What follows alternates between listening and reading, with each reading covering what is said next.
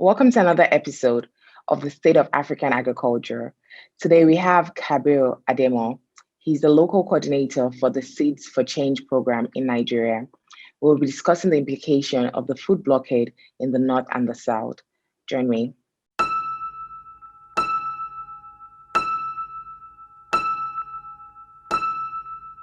Kabir, thanks for joining us this morning. How are you today?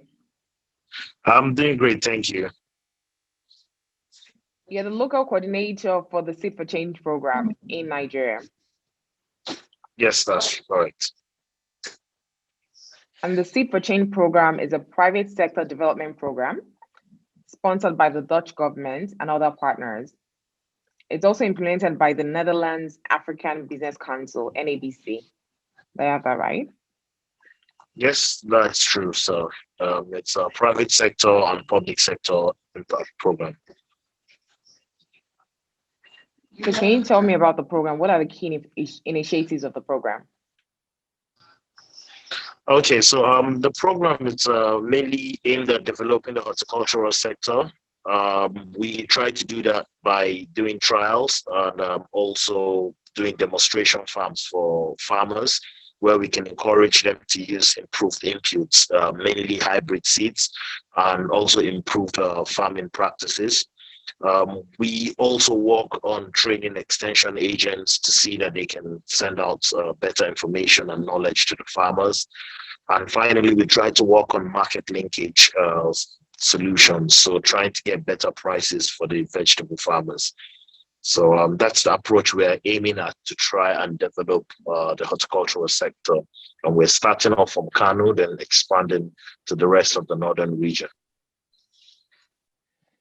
So talking about market linkages, I know like last week, obviously, we had the blockade on the food. Last week we had the blockade on the food items where food couldn't move Yes. from the south to the north, or from the north to the south. Yes. So yeah, we had that situation the last few weeks. Yeah. I know this was caused by the Amalgamated Union of Foodstuff and Cattle Dealers of Nigeria, AUFCDN. They withdrew their services based on their terms with the they withdrew their services based on a strike, and they wanted their terms met by the government. So I know in the south, this food market was literally destabilized. So scarcity of beef, tomatoes, onions, and price increase. What happened with the south and in the north, and how has that affected the linkages with farmers' products, getting them to the market? It's been short of a disaster here because we are working with the primary producers. So for one of the vegetables which we focus on, which is tomato, this is the season of harvest. This is the period of harvest. So the past 2 to 3 weeks has been the peak of harvest, and there has been tons and tons and tons of tomatoes that are going to spoil because there's no one to transport them. And they were always grown with the target of being able to sell in the fresh market down in the south. Um, so yeah, we have a lot of farmers that have been harvesting. They have no one to transport it. There hasn't been much cold storage before traditionally, so it's a challenge to be able to store this produce till the strike is over. So what we had was a lot of farmers resorting to slicing up their tomatoes, trying to sun dry it. Um, but that is not a very efficient method as well. So we're still encountering a lot of losses, even when they try to sun dry.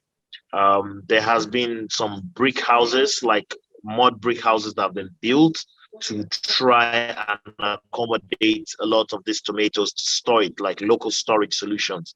But those solutions are not very efficient as well. So what we have experienced is a lot of losses in the past 2 weeks, especially to the farmers. And the farmers have very little to say in the strike or in the meetings with the transporters. So it came almost like a shock or a surprise to the farmers when they couldn't sell. And there's no way to mitigate their risk. So there's no way to compensate them for the losses. There's no access to their usual market. So yeah, it's been a big challenge. It's been trying times for the farmers. And for those of us that are working on the ground with the farmers, trying to encourage better production, it becomes a big problem because you're trying to encourage them to produce better. But even the ones they're producing currently can't get sold, so it's been challenging times, to be honest. And as in recent times, there've been a lot of issues with, the North and the South, and this is what even led to the strike in the first place. So what do you think an alternative source of market in terms of South and the North? What do you think, what advice do you give for the way forward to mitigate this kind of issue in the future? I mean, personally, this situation has just showed the flaws in some of our food system. So just to take it a few steps back, at this same point last year in March, when the lockdown started, there wasn't as much as a strike or blockade by transport unions, but it was still quite hard to move foods around because of the lockdowns.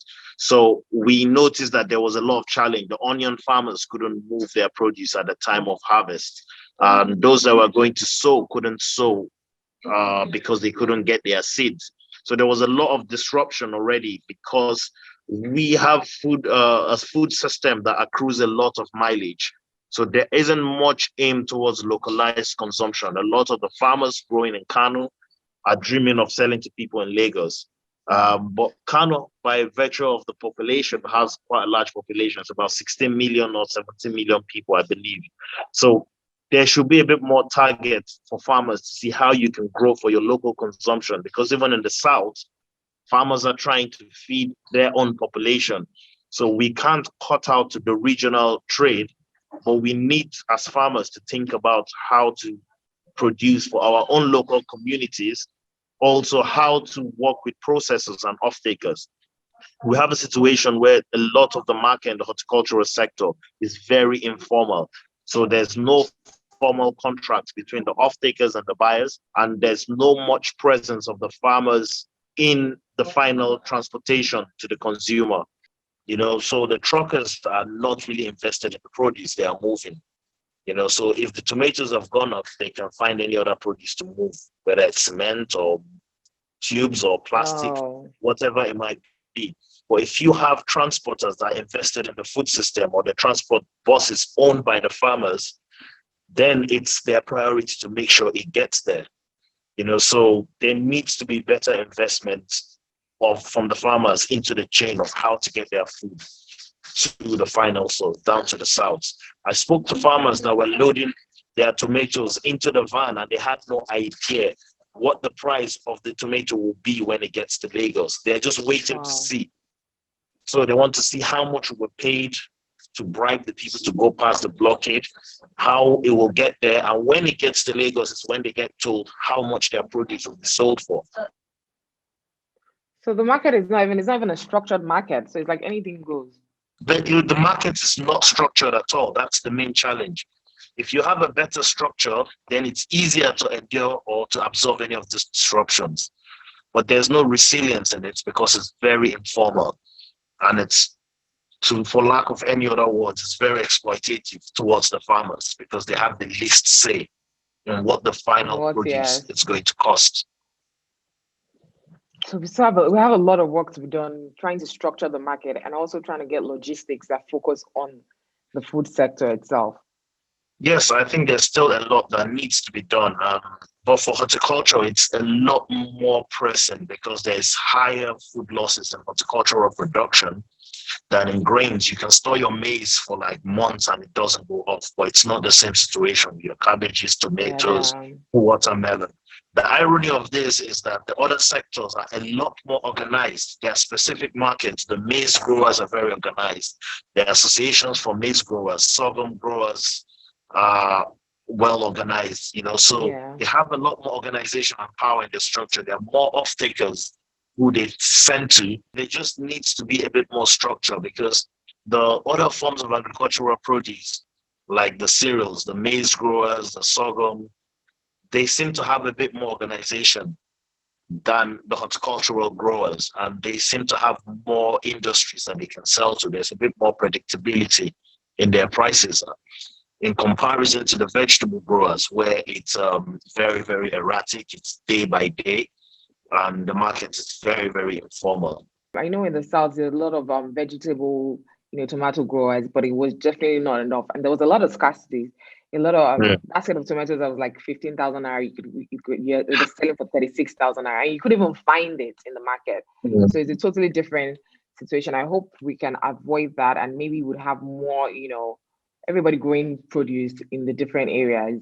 But we need that regional, we need that in trade rather. We definitely need Yes. it, and hopefully the issues like this wouldn't happen in the future.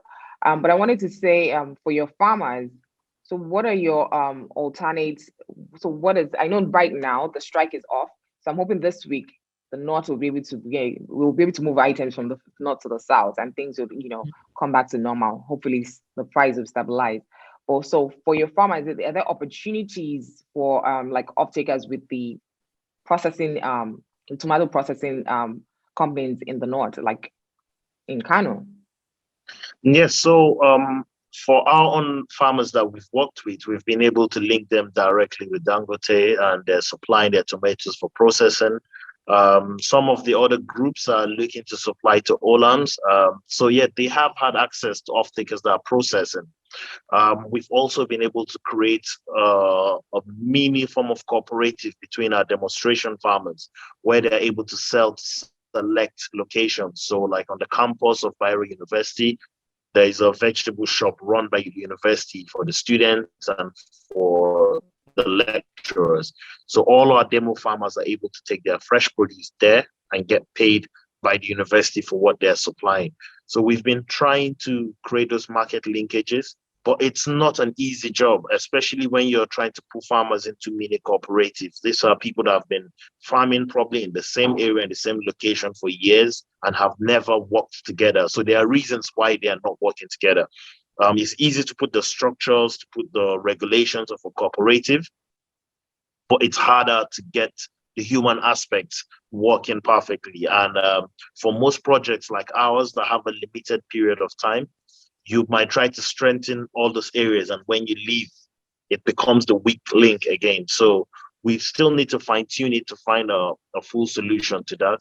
But thankfully, all of our demonstration farmers are able to sell every single produce they are being able to produce, but they are a small number.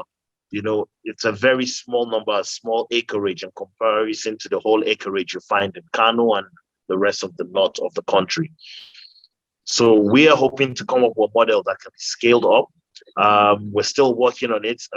So we'll see how that goes.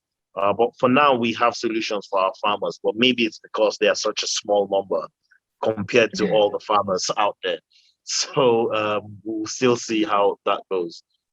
Okay. And you're only based, to round it up, you're only based in Kano. So how do local farmers in Kano get involved? If they wanted to get involved in your program, how does it work? Yeah, so in Kano, currently we have our office at the IITA premises.